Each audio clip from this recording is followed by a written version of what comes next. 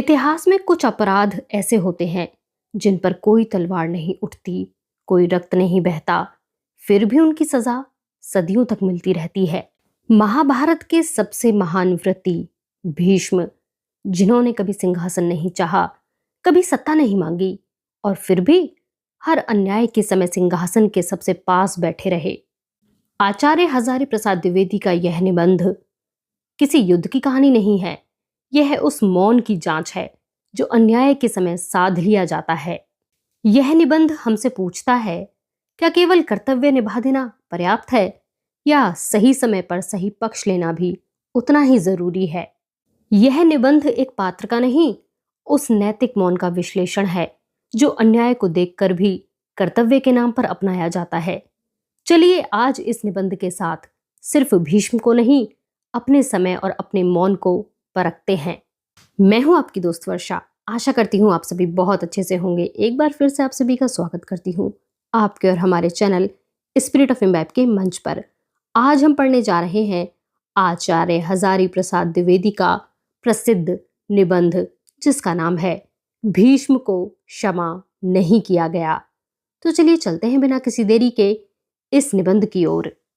मेरे एक मित्र हैं, बड़े विद्वान, स्पष्टवादी और नीतिमान। वह इस राज्य के बहुत प्रतिष्ठित नागरिक हैं। उनसे मिलने से सदा नई स्फूर्ति मिलती है। यद्यपि वह अवस्था में मुझसे छोटे हैं, तथापि मुझे सदा सम्मान देते हैं। इस देश में यह एक अच्छी बात है कि सब प्रकार से हीन होकर भी यदि कोई उम्र में बड़ा हो तो थोड़ा सा आदर पा ही जाता है। मैं भी पा जाता हूँ।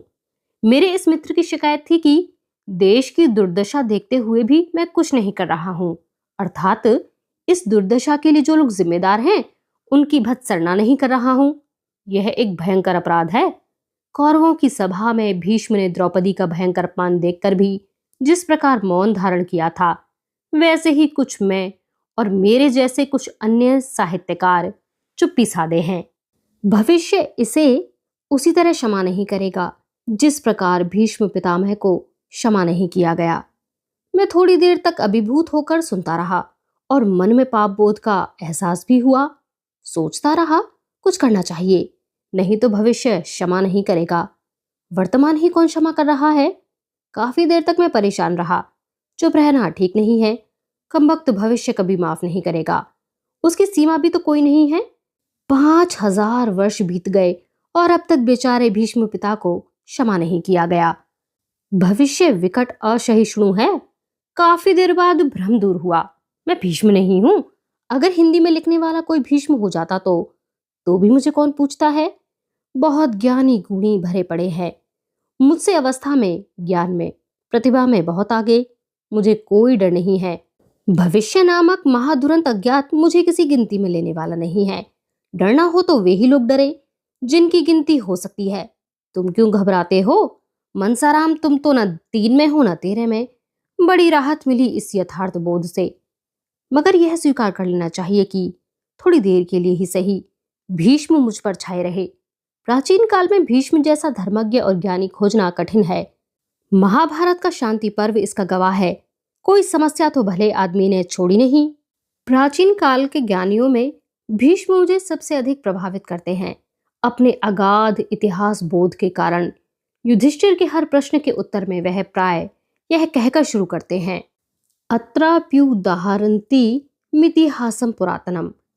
यहाँ भी लोग इस पुराने इतिहास की नजीर देते हैं। किस प्रकार पुराने इतिहास से वह वर्तमान समस्या के सही स्वरूप का उद्घाटन करते हैं और उसका विकास क्रम समझा देते हैं, वह चकित कर देता है। हर प्रश्न के तह में जाने की उनकी पद्धति आधुनिक युग में भी उपयोगी है। ज्ञान और धर्म के सच्चे रूप को पहचानने में उन्हें कमाल की सफलता मिली थी। यह कहना गलत होगा कि भीष्म के प्रति भारतवर्ष ने कृतज्ञता नहीं दिखाई। आज भी श्रद्धावान लोग भीष्म अष्टमी को अपनी श्रद्धा उनके प्रति निवेदन करते ही हैं। परंतु जिस समय मेरे मित्र अत्यंत प्रभावशाली शैली में भीष्म को मेरे ऊपर आरोपित कर रहे थे, उस समय थोड़ी देर के लिए भीष्म का आवेश सचमुच मेरे ऊपर आ गया था। प्रभावशाली भाषा में जादुई शक्ति होती है। उससे कवि पाठक को अभिभूत करता है। वक्ता उसी के बल पर श्रोता पर छा जाता है। मैं भी कुछ आविष्ट हुआ। भीष्म की ही शैली में बोलने की प्रेरणा जागृत हुई थी। अत्रापि उदाहरन्ति मितिहासम पुरातनम। एक पुराना इतिहास मुझे भी स्मरण हो आया था। वह इतिहास यह है, बात सन 35-36 की है। उन दिनों में शांति निकेतन में था। एक दिन प्रातः भ्रमण के लिए निकला था। मैं साधारणतः प्रातः भ्रमण के लिए तभी निकलता हूँ जब किसी ऐसे उत्साही घुमक्कड़ से, जो श्रद्धेय कोटि के होते हैं, प्रेरणा मिलती है। उन दिनों श्रद्धेय आचार्य क्षिति मोहन सेन की प्रेरणा से प्रातः भ्रमण के लिए निकलता था। सही बात तो यह है कि निकलते वह थे, मैं पीछे हो लेता था। तो उस दिन मैं भी उनके साथ ही निकला। भाग्य उस दिन प्रसन्न था। देखा, गुरुदेव धीरे धीरे अपने बगीचे में टहल रहे थे। कुछ गंभीर मुद्रा में थे। आचार्य सेन ने कहा, चलो प्रणाम कर ले। वह आगे चले, मैं पीछे पीछे।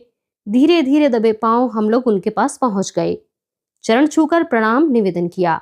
उनका ध्यान भंग हुआ देखकर प्रसन्न हुए। उन्होंने उस दिन मुझे संबोधित करके कहा, तुमने कभी सोचा है कि भीष्म को अवतार क्यों नहीं माना गया है और श्री कृष्ण को ही क्यों अवतार रूप में सम्मान दिया गया? मैंने कभी ऐसा सोचा ही नहीं था। क्या जवाब देता? मैं मन ही मन अपने सोचने की दरिद्रता पर लज्जित हो रहा था। आचार्य सेन ने रक्षा की। वह बोले, हम लोग तो ऐसे प्रश्न का उत्तर आपसे ही सुनने की आशा रखते हैं। गुरुदेव ने हंसते हुए कहा, आपने तो कुछ सोचा ही होगा, मगर मैं इस पंडित को ही छेड़ना चाहता था। अभी नौजवान है, नया खून है, मार खाने की भी शक्ति है। मेरी पीठ तो जर्जर हो चुकी है। कहकर गुरुदेव खूब प्रसन्न भाव से हंसे। मैंने विनीत भाव से कहा, ऐसा प्रश्न तो मेरे मन में कभी उठा ही नहीं, परंतु आप कहते हैं तो सोचूंगा। परंतु क्या सोचूं, यह बता दें। गुरुदेव के शब्द याद नहीं है, पर उनके कथन की मेरे मन पर जो छाप रह गई है वह यह है कि शरसैया पर पड़े भीष्म ने जब भयंकर नरसंहार देखा होगा, उनके जैसे ज्ञानी के मन में अपनी प्रतिज्ञा, उसके परवर्ती परिणाम आदि बातें क्या उठी नहीं होंगी। मैंने सोचना शुरू किया था। कई प्रतिभाशाली मित्रों से भी सोचने को कहा था, पर सोचता ही रह गया। जिन्होंने सोचने के लिए उकसाया वह चले गए। आज मेरे मित्र ने कहा कि भीष्म को क्षमा नहीं किया गया, तो बात फिर उमड़कर नए रूप में मानस पटल पर लहरा उठी। लहराई तो क्या होगी, भीष्म शरसैया पर सोए उपयुक्त काल की प्रतीक्षा कर रहे थे, मरने के लिए जैसे तैसे, जब तब। जहां तहां मरना भी ठीक नहीं होता, उचित मुहूर्त में मरना चाहिए। साधारण मनुष्य मुहूर्त का विचार किए बिना ही मर जाते हैं। भीष्म ऐसे नहीं थे। उन्हें इच्छा मृत्यु का वरदान प्राप्त था। जब तक उत्तम मुहूर्त न आ जाए तब तक वह मृत्यु नहीं चाहते थे। इसका फायदा उठाया युधिष्ठिर ने। सारी शंकाएं उनसे कह डाली और उत्तर भी वसूल कर लिए। मेरे एक आदि गुरु ने सरशैया वाली कहानी सुनाई थी। उनके कहने का मतलब था कि भीष्म पितामह अनेक बाणों की नोक पर सोए हुए थे। उनका तकिया भी बाणों की नोक का ही बना था। मेरा बालक मन बहुत व्याकुल हो गया था। वह 1000 ब्रह्मचारी रहे हों, उन्हें बाणों की नोक तो चुभती ही होगी। बेचारे वृद्ध करवट भी नहीं बदल पाते होंगे। जब बदलते होंगे तब बाण बुरी तरह चुभ जाते होंगे और उसी में युधिष्ठिर प्रश्नों की बौछार कर रहे होंगे।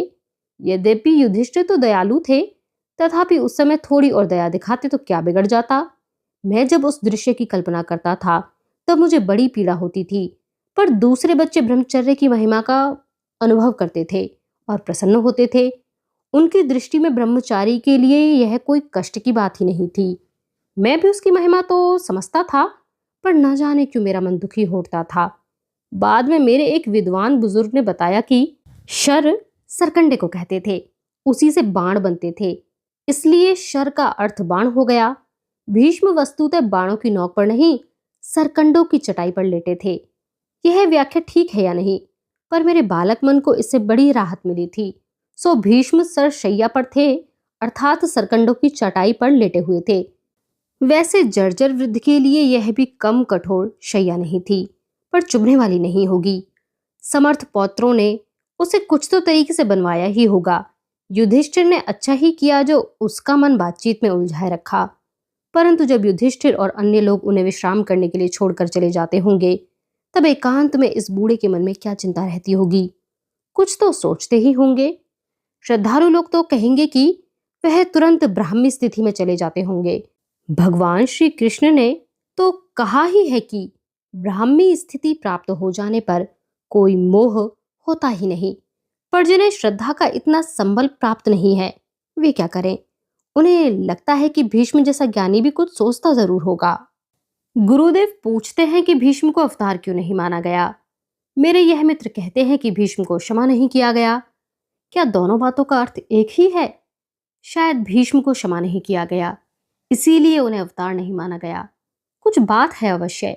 भारतवर्ष किसी बात पर मौन भी रह जाता है तो उसका कुछ अर्थ होता है। किसी ने नहीं कहा कि भीष्म को अमुक अमुक कारणों से अवतार नहीं माना गया और श्री कृष्ण को अमुक अमुक कारणों से अवतार माना गया। एक को विष्णु का अवतार नहीं कहा गया क्योंकि वह नहीं थे, एक को मान लिया गया क्योंकि वस्तुतः थे। हमारे मनीषियों ने इसे ढंग से सोचा है। दिनकर जी महामना और उदार कवि थे। उनसे क्षमा मिल जाने की आशा से इतना तो कहा ही जा सकता है कि भीष्म अपने बम भोलानाथ गुरु परशुराम से अधिक संतुलित, विचारवान और ज्ञानी थे। पुराने रिकॉर्ड कुछ ऐसा सोचने को मजबूर करते हैं। फिर भी परशुराम को 10 अवतारों में गिन लिया गया और बेचारे भीष्म को ऐसा कोई गौरव नहीं दिया गया। क्या कारण हो सकता है?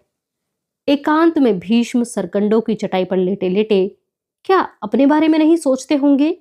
मेरा मन कहता है कि जरूर सोचते होंगे। भीष्म ने कभी बचपन में पिता की गलत आकांक्षाओं की तृप्ति के लिए भीषण प्रतिज्ञा की थी।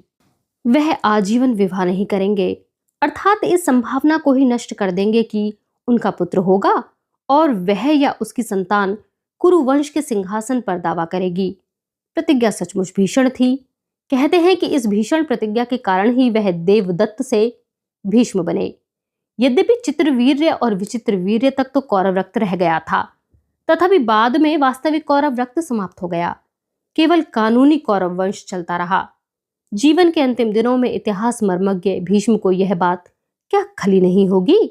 भीष्म को अगर यह बात नहीं खली तो और भी बुरा हुआ होगा। परशुराम चाहे ज्ञान विज्ञान की जानकारी का बोझ ढोने में भीष्म के समकक्ष ना रहे हों, पर सीधी बात को सीधे समझने में निश्चय ही वह उनसे बहुत आगे थे। वह भी ब्रह्मचारी थे, बाल ब्रह्मचारी। पर भीष्म जब अपने निर्वीर्य भाइयों के लिए कन्या हरण कर लाए और एक कन्या को अविवाहित रहने को बाध्य किया, तब उन्होंने भीष्म के इस अशोभन कार्य को क्षमा नहीं किया। समझाने बुझाने तक ही नहीं रुके, लड़ाई भी की, पर भीष्म अपनी प्रतिज्ञा के शब्दों से चिपटे ही रहे। वह भविष्य नहीं देख सके, वह लोक कल्याण को नहीं समझ सके। फलतः अपहर्ता अपमानित कन्या जल मरी। नारद जी भी ब्रह्मचारी थे। उन्होंने सत्य के बारे में शब्दों पर चिपटने को नहीं, सबके हित या कल्याण को सबसे अधिक जरूरी समझा था। सत्यस्य वचनम श्रेय सत्यादपि हितम वदेत। भीष्म ने दूसरे पक्ष की उपेक्षा की थी। वह सत्यस्य वचनम को हित से अधिक महत्व दे गए। श्री कृष्ण ने ठीक इससे उल्टा आचरण किया। प्रतिज्ञा में सत्यस्य वचनम की अपेक्षा हितम को अधिक महत्व दिया। क्या भारतीय सामूहिक चित्त ने भी उन्हें पूर्णावतार मानकर इसी पक्ष को अपना मौन समर्थन दिया है? एक बार गलत सही जो कह दिया उसी से चिपट जाना भीषण हो सकता है, हित का नहीं। भीष्म ने भीषण को ही चुना था। भीष्म और द्रोण भी द्रौपदी का अपमान देखकर भी क्यों चुप रह गए? द्रोण गरीब अध्यापक थे, बाल बच्चे वाले थे। गरीब ऐसे की गाय भी नहीं पाल सकते थे। बिचारी ब्रह्मणी को चावल का पानी देकर दूध मांगने वाले बच्चे को फुसलाना पड़ा था। उसी अवस्था में फिर लौट जाने का साहस कम लोगों को होता है। पर भीष्म तो पितामह थे, उन्हें बाल बच्चों की फिक्र भी नहीं थी। भीष्म को क्या परवाह थी? एक कल्पना यह भी की जा सकती है कि महाभारत की कहानी जिस रूप में प्राप्त है वह उसका बाद का परिवर्तित रूप है। शायद पूरी कहानी जैसी थी वैसी नहीं मिली है। लेकिन आजकल के लोगों को आप जो चाहे कह लें, पुराने इतिहासकार इतने गिरे हुए नहीं होंगे कि पूरा इतिहास ही उलट दें। सो कल्पना से भी भीष्म की चुप्पी समझ में नहीं आती। इतना सच जान पड़ता है कि भीष्म में कर्तव्य अकर्तव्य के निर्णय में कहीं कोई कमजोरी थी। वह उचित अवसर पर उचित निर्णय नहीं ले पाते थे। यद्यपि वह जानते बहुत थे, तथापि कुछ निर्णय नहीं ले पाते थे। उन्हें अवतार न मानना ठीक ही हुआ। आजकल भी ऐसे विद्वान मिल जाएंगे जो जानते बहुत हैं, करते कुछ भी नहीं। करने वाला इतिहास निर्माता होता है, सिर्फ सोचते रहने वाला इतिहास के भयंकर रथ चक्र के नीचे पिस जाता है। इतिहास का रथ वह हाँकता है जो सोचता है और सोचे को करता भी है। इसी के साथ यह निबंध समाप्त होता है।